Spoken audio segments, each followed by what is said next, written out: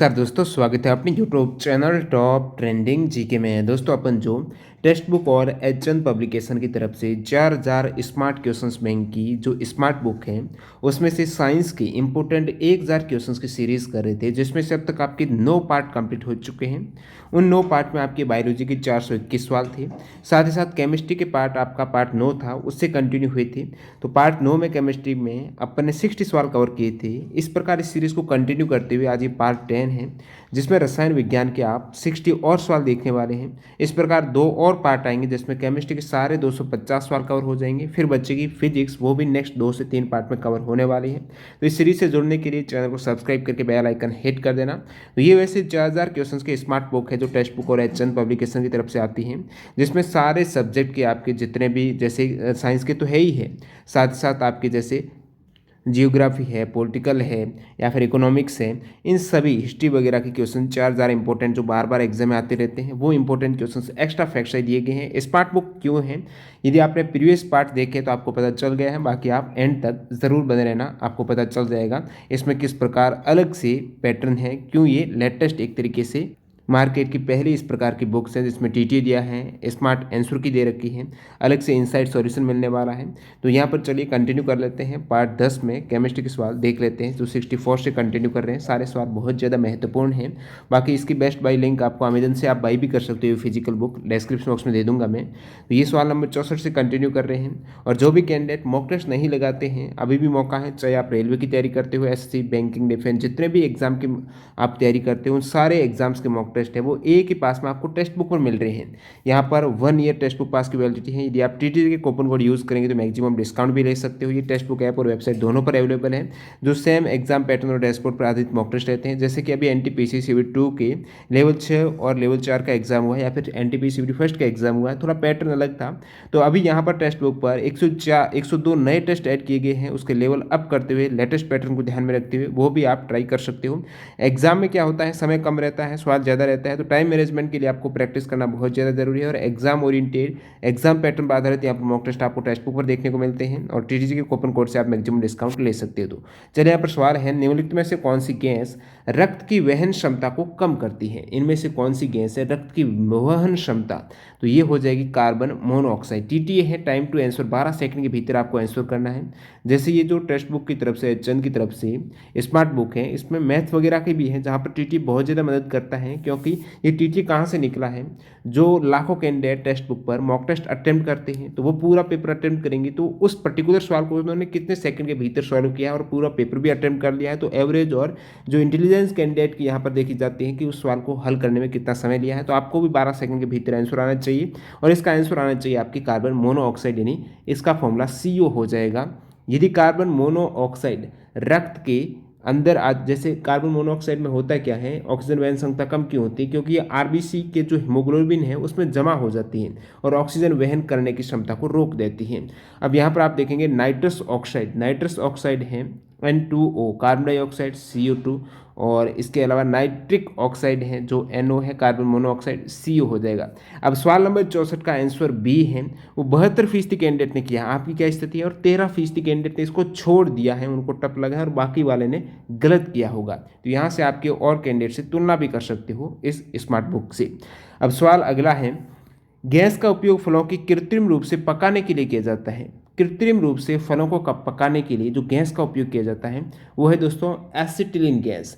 अब देखिए, एक एथिलीन है, एक एसिटिलीन है। वैसे मैं एसिटिलीन की बात करूं तो इसका फॉर्मूला है CH ट्रिपल बॉन्ड जो CH, यानी आप कह सकते हो C2H2 है, जो असंतृप्त है। अब असंतृप्त हाइड्रोकार्बन में आती है, फलों में पकाने की क्रिया को ये बढ़ा सकती है। अब देखिए, एसिटिलीन है, ये कृत्रिम रूप से फल को पकाने की सहायक है, और एथिलीन होती है वो एक तरीके से फलों के अंदर ही हार्मोन रहता है जो उनको पकाने में सहायक है, और कृत्रिम रूप से उसको एसिटिलीन गैस से पकाया जाता है। ये आपको अंतर पता होना चाहिए। अब एसिटिलीन को आप एथिन भी कह सकते हो, क्या एथिन भी कह सकते हो। एथिलीन होती है वो CH2 डबल बॉन्ड CH2 होता है, और एथिलीन पौधों में ऑलरेडी मौजूद रहती है, कृत्रिम नहीं रहती है। तो ये अंतर इसमें आपको देखने को मिलता है। तो एसिटिलीन को और एथिलीन फल पकाने वाले हार्मोन के समान ही प्रभाव वाला कहा जाता है, लेकिन एथिलीन है वो पहले से ही फल के अंदर रहती है। जो पौधे के अंदर रहती है और फल पकाने का हार्मोन है एथिलीन, आपने सुना होगा।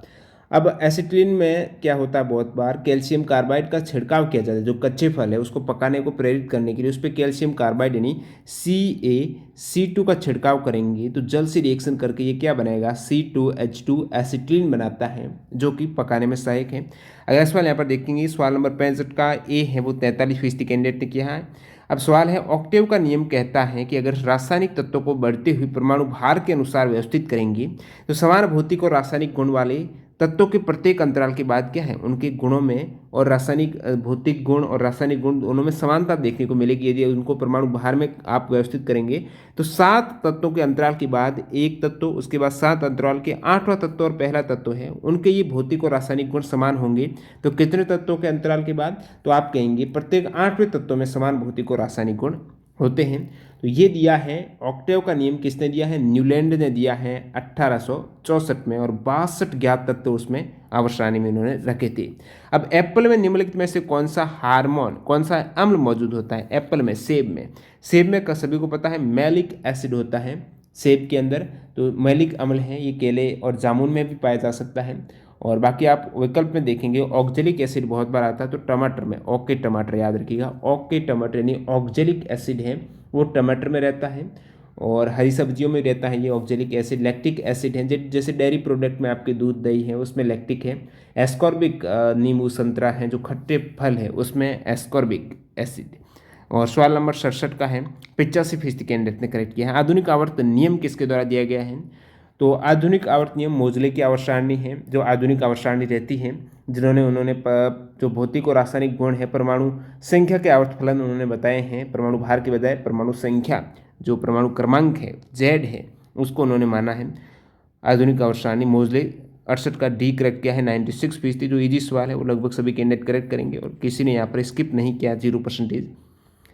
मोर्चा लगने से बचाने के लिए यानी जंग लगने से बचाने के लिए लोहे पर जो सुरक्षात्मक जिंक की परत चढ़ाई जाती है वो प्रक्रिया है जस्तीकरण। क्या हो जाएगी? जस्तीकरण।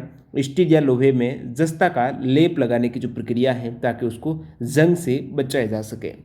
कॉपर के 1 मोल में कितने परमाणु? अब कॉपर का कारण नहीं है, कोई भी एलिमेंट है, कोई भी यौगिक है, उसके 1 मोल में परमाणुओं की संख्या है वो समान ही रहती है। मोल है पदार्थ की मात्रा की इकाई, और कॉपर के 1 मोल में मौजूद जो परमाणु है 6.022 गुणा 10 की घात 23। विकल्प डी, जिसे आप अवोगाद्रो संख्या Na से डिनोट करते हैं। अवोगाद्रो संख्या में यही वैल्यू है जो 1 मोल में परमाणुओं की संख्या रहती है, और ये प्रत्येक यौगिक के 1 मोल में समान ही अणु रहते हैं। पदार्थ की मात्रा की SI यूनिट है वो मोल रहती है।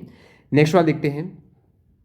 चूना पत्थर एक अवसादी चट्टान है जो मुख्य रूप से किससे बना होता है? चूना पत्थर है। अब देखिए चूना पत्थर हो गया, चौक हो गया, संगमरमर हो गया, इन सभी का फॉर्मूला एक ही है, कैल्शियम कार्बोनेट। क्या है इनका फॉर्मूला? कैल्शियम कार्बोनेट हो जाएगा, CaCO3 है, और ये सामने तो साफ गर्म उथले समुद्री पानी में बनता है। अगला सवाल लिखते हैं, बाकी सवाल नंबर 71 है, इसको डी आंसर सही किया है 88% कैंडिडेट ने। वाष्पीकरण की दर किस कारक पर निर्भर नहीं करती है?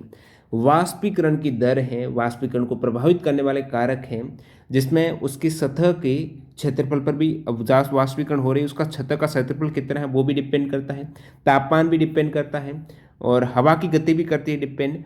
लेकिन यहाँ पर आप देखेंगे तरल का रंग, रंग से क्या मतलब है? वाष्पीकरण से कोई डिपेंड नहीं, 72 का एक करेक्ट है। बाकी सभी जो कारक हैं उसका सतह का क्षेत्रफल, तापमान में वृद्धि होगी या फिर उसके आर्द्रता में कमी होगी, हवा की गति में वृद्धि होगी, वो सभी वाष्पीकरण को प्रभावित करते हैं। क्लोरीन क्या है? ऑक्सीकरण एजेंट, जो कर्मक है, ऑक्सीकरण कर्मक आप कहेंगे क्लोरीन है। क्लोरीन का उपयोग जल के शुद्धिकरण के लिए ऑक्सीकरण अभिकर्मक के रूप में किया जाता है, सभी को पता होगा।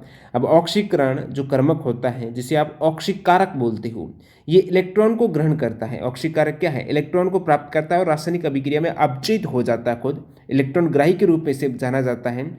और जैसे क्लोरीन का उपयोग आपको पता जल के शुद्धिकरण में ऑक्सीकरण अभिकर्मक के रूप में किया जाता है। सवाल नंबर 73 डी। और ऑक्सीकारक कर्मक के साथ साथ ये विरंजन कर्मक भी है, निसंक्रामक भी है, तो उपरोक्त सभी इसका करेक्ट आंसर हो जाएगा। अब देखिए आपने ब्लीचिंग पाउडर का नाम सुना होगा, जिसमें क्लोरीन होता है, क्लोरीन युक्त चूने के रूप में जाना जाता है, CaOCl2 उसका फॉर्मूला रहता है।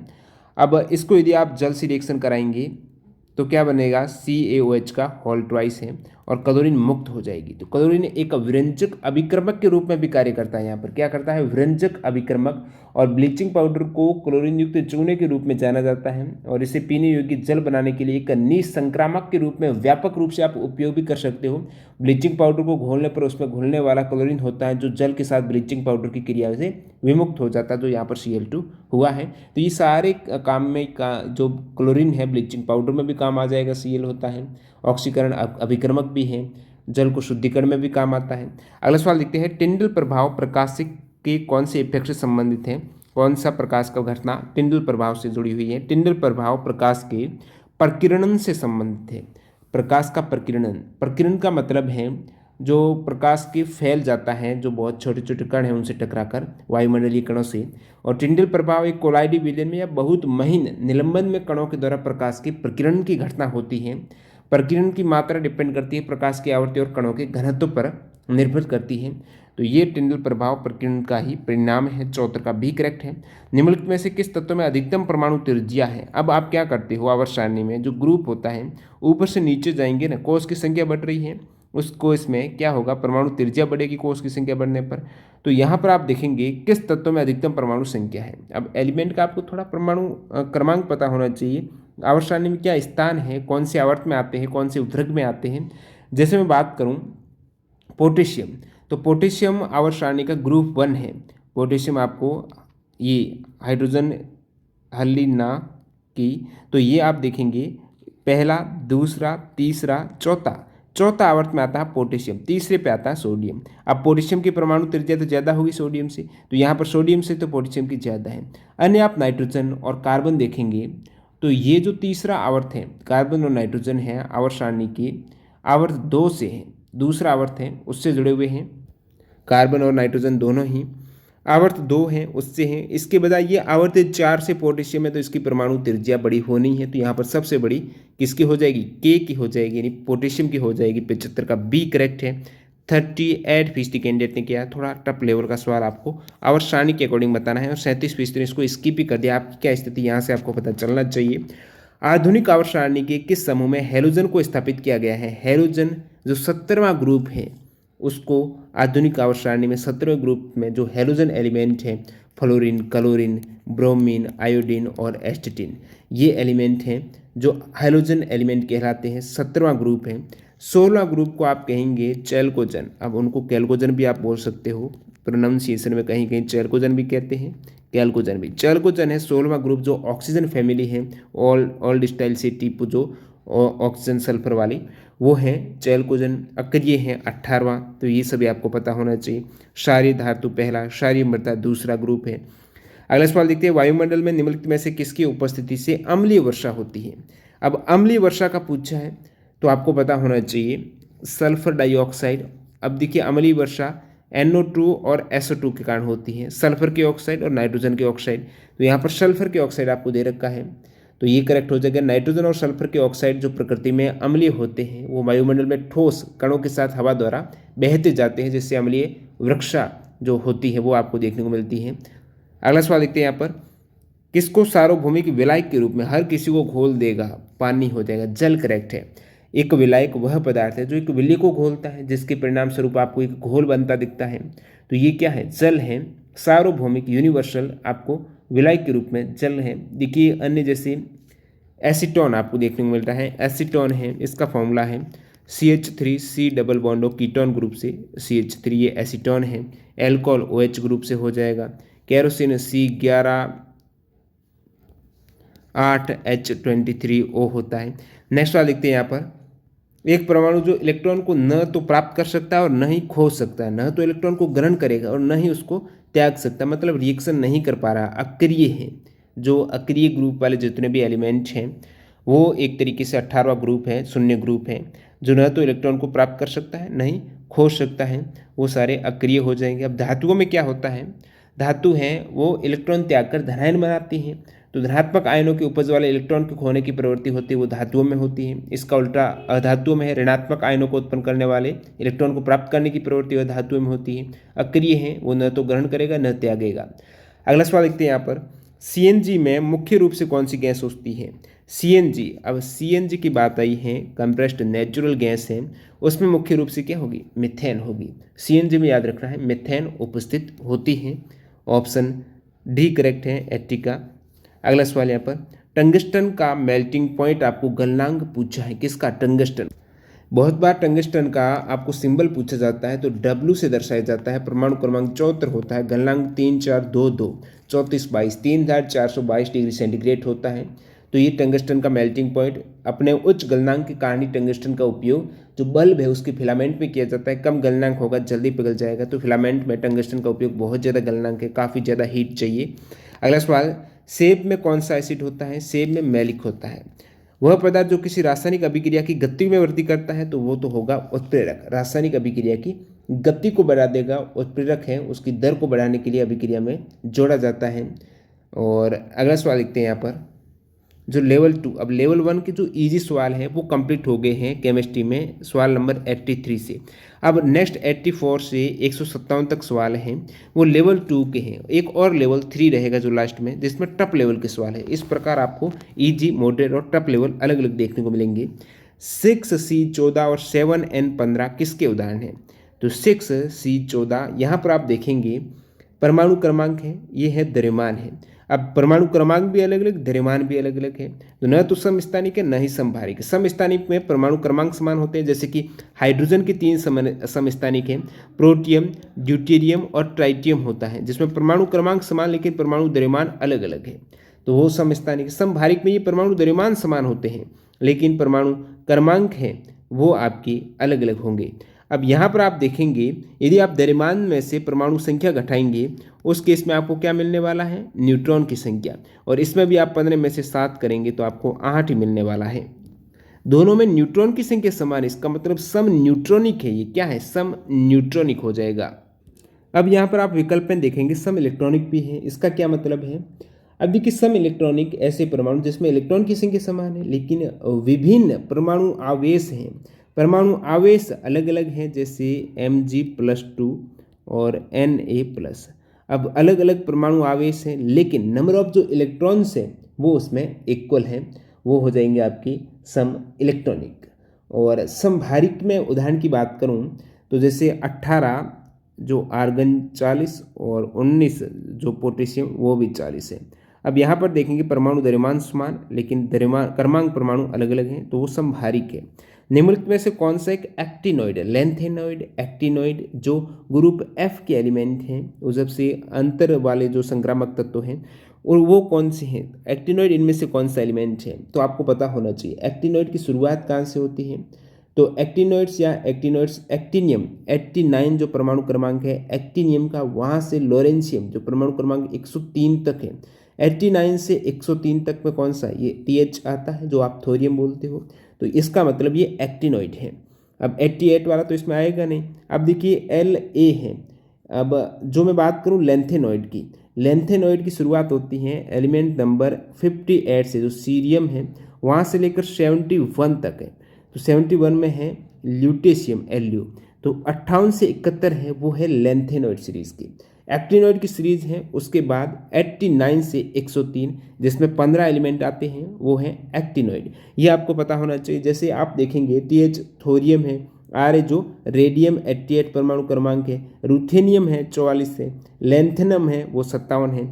नेक्स्ट वन यहाँ पर, निम्नलिखित में से कौन से उप परमाणु कण वास्तव में रासायनिक अभिक्रिया में भाग लेते हैं? रासायनिक अभिक्रिया में भाग लेते हैं इलेक्ट्रॉन, केवल इलेक्ट्रॉन रासायनिक अभिक्रिया में भाग लेते हैं। उप परमाणु जो इलेक्ट्रॉन, प्रोटॉन और न्यूट्रॉन की बात हो रही है यहाँ पर।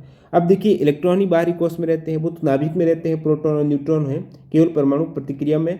अब न्यूट्रॉन और प्रोटॉन नाभिक के अंदर रखा है और वे रासायनिक संबंध में भाग नहीं ले सकते हैं, इसलिए वे रासायनिक प्रतिक्रिया में भी भाग नहीं लेंगे। परमाणु प्रतिक्रिया में लेते हैं, रासायनिक में नहीं लेते हैं।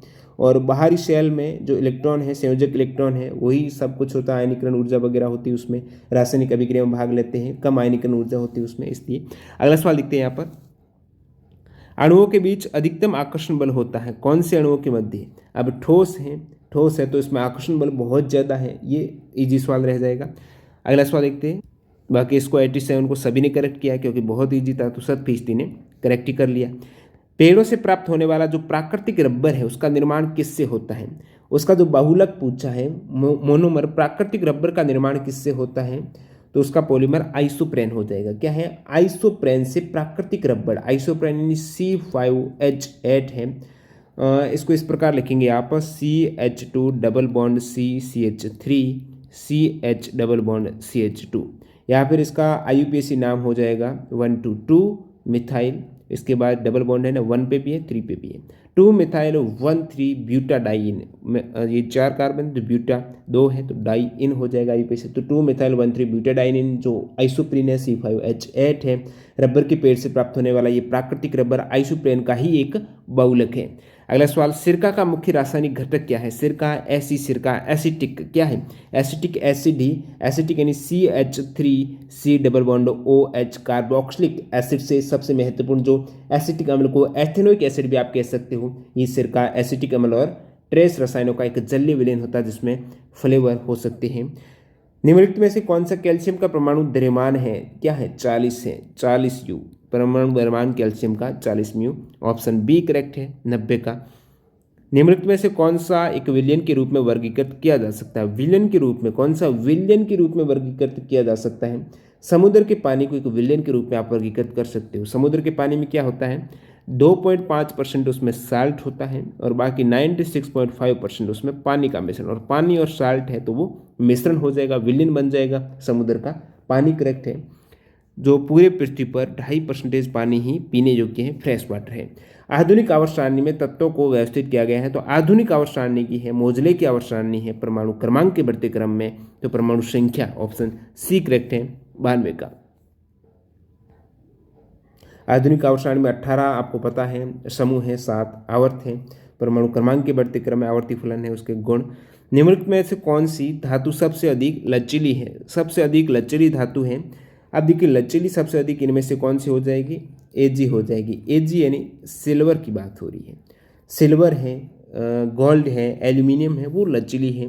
तो यहाँ पर अब देखिए सोडियम है और पोटेशियम है तो ये धातु आमतौर पर कठोर होती है, लेकिन सोडियम और पोटेशियम है ये नरम होती है, आप उन्हें चाकू से भी आसानी से काट सकते हो, जहाँ से एग्जाम में सवाल आता है। एक और बात बताऊँ कि जो सोना है वो सबसे अधिक तन्य धातु है। 1 ग्राम सोने से आप 2 किलोमीटर लंबाई का तार भी खींच सकते हो। सबसे अधिक तन्य गोल्ड है। नेक्स्ट यहाँ पर आंखों को धोने में किस एसिड का उपयोग किया जाता है? इससे पहले पार्ट में बता चुका हूँ, बोरिक एसिड का। बोरिक एसिड H3BO3 है। उपयोग आंखों को धोने और आंखों को साफ करने के लिए किया जाता है। बोरिक अम्ल का उपयोग। ऑक्जेलिक एसिड है, लोहे के जंग लगते हैं उसको साफ करने के लिए ऑक्जेलिक अम्ल टमाटर में होता बताता हूँ, तो लोहे की जंग को साफ करने के लिए।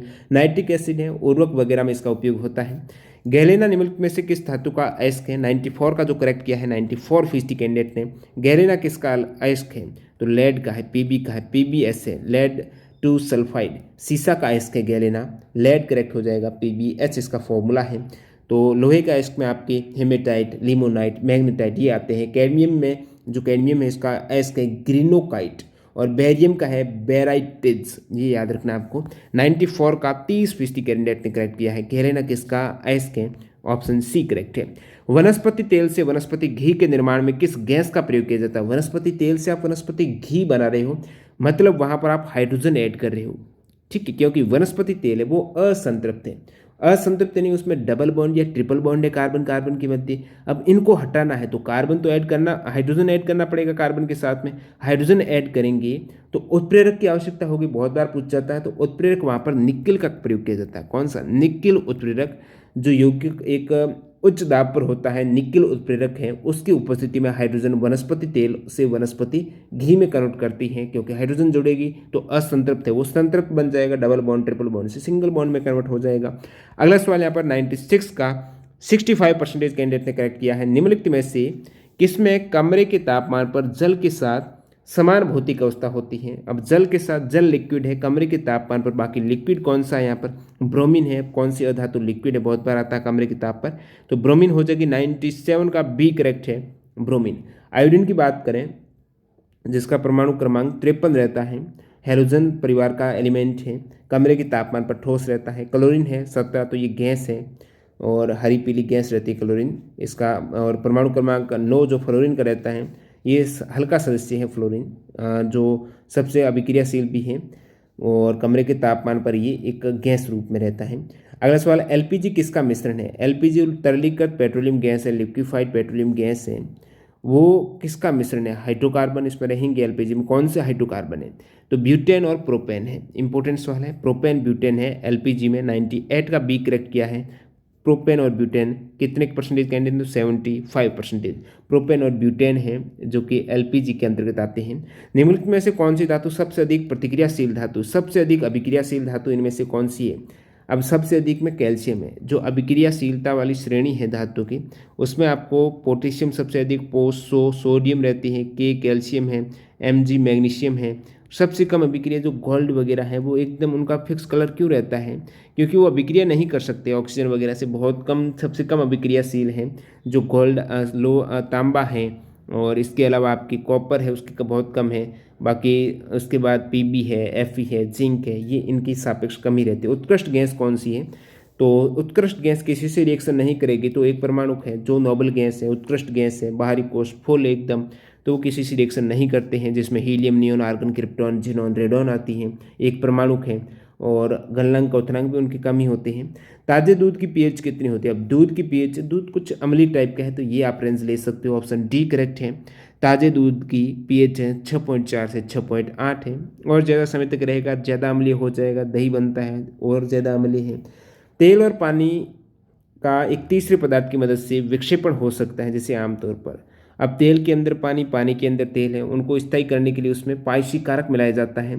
तेल और पानी का तीसरे पदार्थ की मदद से विक्षेपण हो सकता है, जैसे आमतौर पर पायसी कारक कहा जाता है। अब जल में तेल है, जैसे आप, मैं पायस की बात करूं, जल में, जल ज़्यादा तेल कम, इसका मतलब वो क्या है? पायस, जैसे दूध है, ठीक है, दूध में जल में तेल हो जाएगा, दूध क्या है? पायस है। इसी प्रकार तेल में जल भी होता है, तो ये पायसीकरण रिएक्शन होती है जिसमें पायसी कारक का उपयोग किया जाता है उसको स्थायी करने के लिए।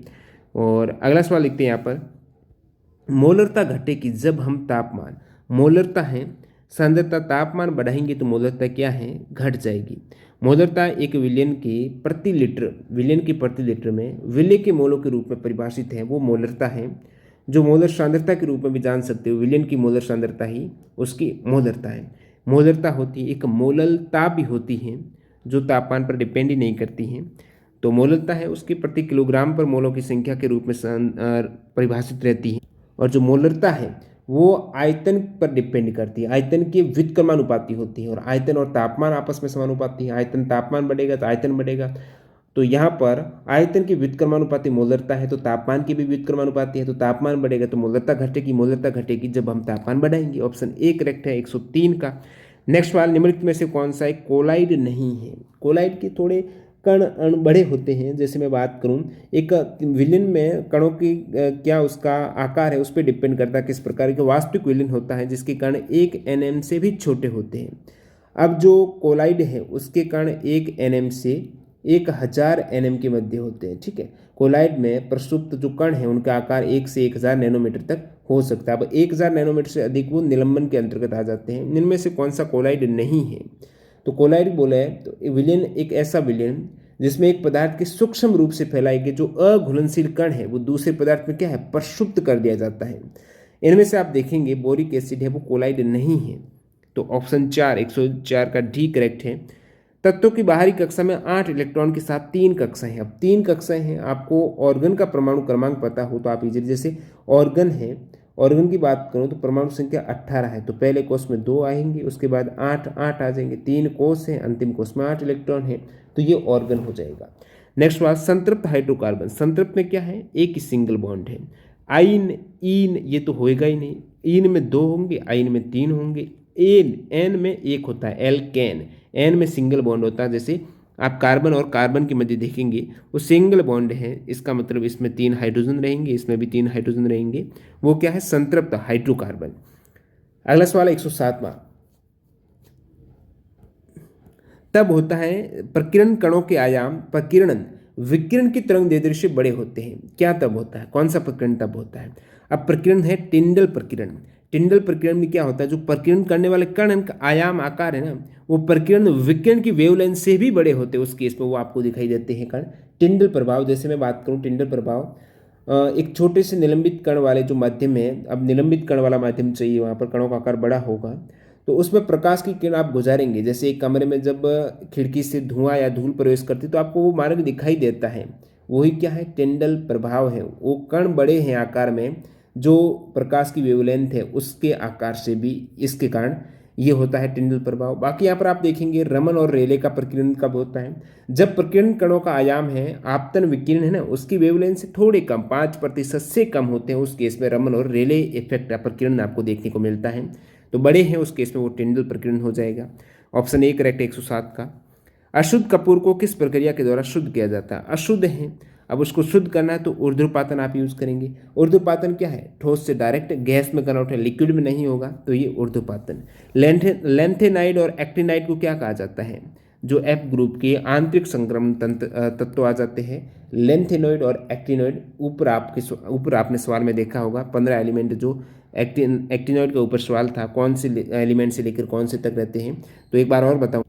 एक्टिनॉइड है ना, वो 89 से लेकर 103, लेंथेनॉइड है 58 से लेकर 71। अगला सवाल, बर्फ का गलनांक क्या है, बर्फ का मेल्टिंग पॉइंट क्या है। अब बर्फ कब गलने लगती है, वो हो जाएगा 0 डिग्री सेंटीग्रेड। गलनांक क्या होता है, गलनांक वह तापमान जिस पर एक पदार्थ अपनी अवस्था को ठोस से द्रव में कन्वर्ट करता है। बर्फ के लिए डिग्री सेल्सियस में तापमान 0 डिग्री है, केल्विन में ये 273 होता है, क्योंकि केल्विन तापमान है। अब 0 डिग्री सेंटीग्रेड आपको पता होना चाहिए 273 केल्विन के इक्वल है। यदि आपको पूछ लें वह तापमान, जो क्वथनांक पूछ ले पानी के लिए, तो 100 डिग्री पर पानी उबलता है, 100 डिग्री सेंटीग्रेड, उसको आप केल्विन में बदल लेंगे तो क्या करेंगे, केल्विन सेंटीग्रेड को केल्विन में बदलना है तो आपको 273 प्लस करना पड़ेगा, केल्विन में लाना है तो 273 प्लस सेंटीग्रेड करेंगे, 373 केल्विन हो जाएगा पानी का क्वथनांक। अगला सवाल लिखते हैं यहाँ पर, तत्वों को उनके परमाणु द्रव्यमान के आधार पर वर्गीकृत करने का श्रेय किसे जाता है। परमाणु द्रव्यमान है तो मेंडलीव की आवर्त सारणी है, जो कि उन्होंने दी थी 1869 में।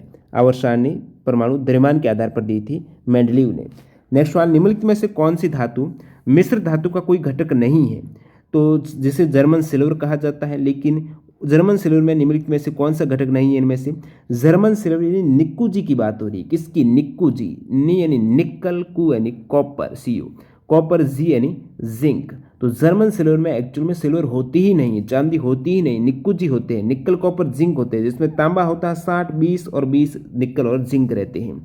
ऊर्ध्वपातन की क्रिया किस रूपांतरण को दर्शाती है, ऊर्ध्वपातन हो रहा है ठोस से डायरेक्ट वो गैस में कन्वर्ट हो रहा है, ऑप्शन सी इसका करेक्ट हो रहा है, 113 का ऑप्शन सी करेक्ट है। ऊर्ध्वपातन है डायरेक्ट ठोस से गैस में कन्वर्ट होती है। और जैसे ऊर्ध्वपातन क्रिया में ठोस आयोडीन गर्म होने पर आयोडीन की गैसीय वाष्प में परिवर्तित हो जाता है। सबसे आघातवर्धनीय धातु, आघातवर्धनीय इसमें आप देखेंगे तो सोना हो जाएगा। आघातवर्धनीय किसी पदार्थ को पीट कर उसे चादर, शीट में बदलने की क्षमता आघातवर्धनीयता कहलाती है। सोना सबसे अधिक आघातवर्धनीय है।